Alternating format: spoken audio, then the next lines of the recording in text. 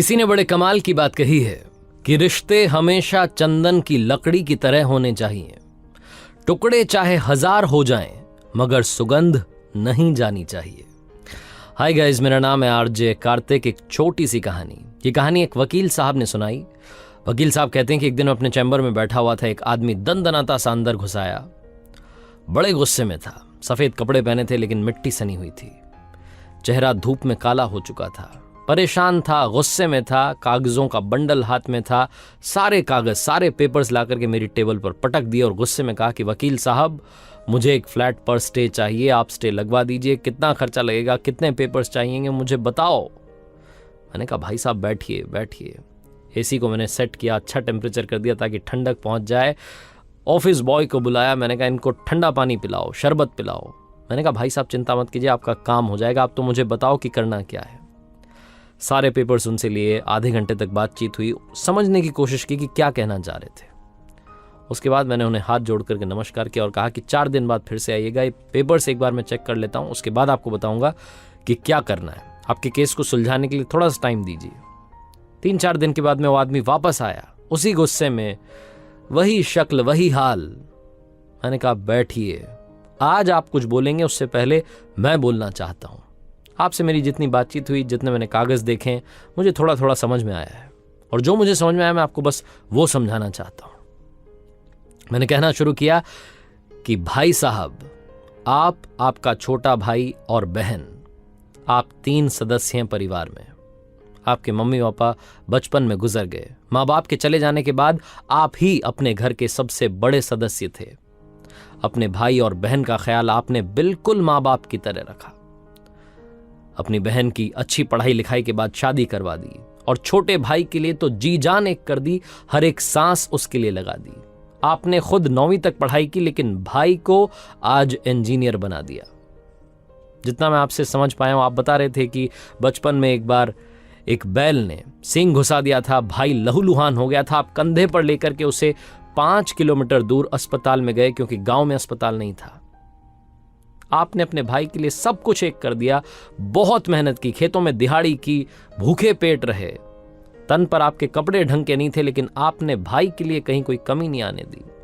आपने अपना जीवन न्यौछावर कर दिया। यहां तक कि एक बार जब वो बीमार हो गया, जब डॉक्टर्स ने कहा कि किडनी चाहिए, तो आपने अपनी किडनी उसके लिए डोनेट कर दी और कहा कि तू अफसर बन, तू बीमार ठीक नहीं लगेगा, मैं तो यहाँ गांव में रहकर के खेती करूंगा, तू जा अपनी जिंदगी जी, अच्छे से पढ़ाई कर, अच्छा अफसर बन।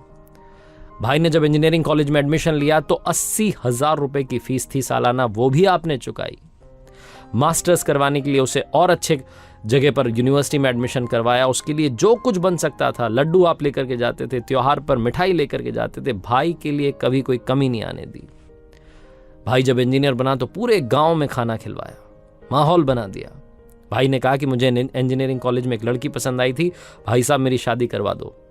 आपने उसकी शादी करवा दी धूमधाम से। लेकिन वहां से किस्सा बदल गया, भाई बदल गया। भाई ने घर आना जाना बंद कर दिया, पैसे भेजना बंद कर दिया, कहा कि शहर में बहुत खर्चा है भाई, तुम नहीं समझोगे। और अभी हाल ही में उसने एक फ्लैट ले लिया है।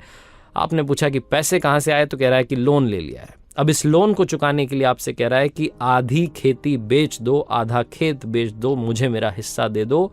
इस बात से आप खफा हो गए हैं। आप कह रहे हैं कि मेरी जिंदगी में ये हिस्सा नाम का शब्द तो आया ही नहीं था। अब आप इसी गुस्से में अपने छोटे भाई के फ्लैट पर स्टे लगवाना चाहते हैं। सही कह रहा हूं ना? जब वकील साहब ने कहा तो सामने जो भाई साहब बैठे थे उन्होंने कहा बिल्कुल सही कह रहे हैं। फिर वकील साहब ने कहा कि थोड़ा और सुन लीजिए, मैं आपको ये आश्वासन देता हूं, भरोसा दिलाता हूं कि आपका काम हो जाएगा। उस फ्लैट पर स्टे दिलवा दूंगा, यहां तक कि उस प्रॉपर्टी में जो भाई ने खरीदी है उसमें हिस्सा भी मांग लूंगा। लेकिन भाई साहब मुझे बस इन सवालों के जवाब दीजिए। क्या वो किडनी जो आपने अपने भाई के लिए दान कर दी, क्या वो वापस आ पाएगी? क्या वो लम्हा वापस आ पाएगा जब आप अपने छोटे भाई को कंधे पर लेकर के, जब वो लहूलुहान था, खून बह रहा था, आप उसे अस्पताल लेकर गए थे 5 किलोमीटर दूर? क्या वो जिंदगी के पल, वो लम्हे वापस आ पाएंगे जो आपने उसके लिए न्यौछावर कर दिए? आपने अपनी पूरी जिंदगी लगा दी, वो इस फ्लैट की कीमत के आगे तो कुछ भी नहीं है। इस फ्लैट की कीमत तो सब के आगे शून्य है, 0 है। आपने अनमोल समय अपने भाई के लिए दे दिया। कहाँ आप कोर्ट कचहरी के चक्कर में पड़ रहे हैं, इससे दूर हटिए। आपके भाई ने जो किया उसे भूल जाइए। वो गलत रास्ते पर चला गया, लेकिन आप उस रास्ते पर मत जाइए। आपका भाई सोच से भिखारी निकला, लेकिन आप दिलदार थे, दिलदार रहिए। अपना हाथ आपने ऊपर रखा है, ऊपर रखिए। अपने बच्चों को पढ़ाइए लिखाइए, उनकी पढ़ाई लिखाई में अपना मन लगाइए, उनके लिए जो है अब जिंदगी न्यौछावर कीजिए। हो सकता है कि आपका भाई पढ़ाई लिखाई के बाद में बिगड़ गया, संस्कार भूल गया, लेकिन आपके बच्चे ऐसा नहीं करेंगे, मैं आपको विश्वास दिलाता हूँ। वकील साहब जब ये बोल रहे थे, सामने वाले भाई साहब की आंखों में आंसू छलक रहे थे, लेकिन चाह करके भी रोए नहीं। हाथ जोड़ा, नमस्कार किया और कहा कि वकील साहब धन्यवाद मुझे समझाने के लिए, चले गए। ये वकील साहब कहते हैं कि जब वो बंदा वहाँ से चला गया तो मुझे लगा कि शायद वो गुस्सा हो गया है, शायद वो नाराज हो गया है कि वकील जिसके पास काम करवाने आया था इसने मुझे ज्ञान दे दिया। वकील साहब को लगा कि अब ये दूसरे वकील के पास जाएगा, अपना काम करवा लेगा, स्टे ले आएगा, लेकिन ऐसा कुछ नहीं हुआ। साल बीत गए और कल अचानक से वो आदमी फिर से वकील साहब के चैम्बर में पहुंचा। सफेदी झलक रही थी, साथ में एक लड़का था, हाथ में मिठाई का पैकेट था, और उस व्यक्ति ने कहा कि साहब आपका धन्यवाद है। वकील साहब ने कहा, अरे मैं आपको पहचान गया, आइए बैठिए। उस व्यक्ति ने कहा, आज बैठने नहीं आया हूँ, आज आपको मिठाई खिलाने आया हूँ। जो बात आपने उस दिन कही थी कि कोर्ट कचहरी के चक्कर में मत पड़ो, और ये भाई से बदला लेने के चक्कर में मत पड़ो, अपने बच्चों की पढ़ाई लिखाई के चक्कर में पड़ो। मेरा बच्चा आज डॉक्टर बन गया है वकील साहब, और गांव में अस्पताल खोल दिया है, उसी की मिठाई आपको खिलाने आया हूं, क्योंकि आप हैं इस मिठाई के असली हकदार। और रही बात भाई की, तो उसने भी मुझसे माफ़ी मांग ली है और मैंने उसे माफ़ भी कर दिया है। छोटी सी कहानी है, बहुत इमोशनल, लेकिन बहुत बड़ी बात बताती है। लाइफ में गुस्सा सब कुछ बर्बाद कर सकता है, और उसी गुस्से को अगर आप सही डायरेक्शन में मोड़ दें तो आप अपनी और अपनों की जिंदगी संवार सकते हैं।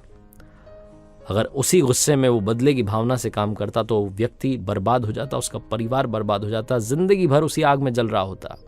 लेकिन उसने अपने गुस्से को एक ऐसे डायरेक्शन में मोड़ा जहां अपने बच्चों की जिंदगी संवारने का मौका उसके पास था। याद रखिएगा, जिंदगी में गुस्से को सही दिशा में मोड़ना बहुत जरूरी है। आरजे कार्तिक बस ये कहता है, हमेशा ऊपर वाले के आशीर्वाद के साथ, अपनों के प्यार के साथ, अपनी मेहनत के साथ कर दिखाओ कुछ ऐसा कि दुनिया करना चाहे आपके जैसा। याद रखिए, हर सोमवार सुबह 9:30 बजे मेरे YouTube चैनल, Facebook पेज पर देखिए, Instagram हैंडल पर देखिए एक नई कहानी।